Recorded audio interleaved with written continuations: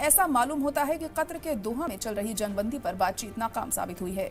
Israel ने दोहा से अपने डेलीगेशन के सीनियर मेंबर्स को वापस बुला लिया है और ये बात अलग है कि कुछ नुमाइंदे दोहा में अब भी रहेंगे। कहा जा रहा है कि इजराइल हमास के बीच बुनियादी इख्तिलाफात पर बात नहीं बन पाई है।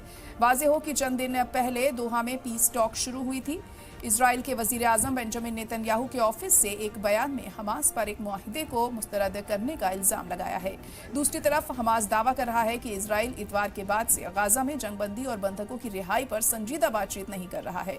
दूसरी तरफ इजराइल ये भी दावा कर रहा है कि वो हमास के खिलाफ फौजी कार्रवाई जारी रखेगा और गाजा को पूरी तरह कंट्रोल में लेने वाला है।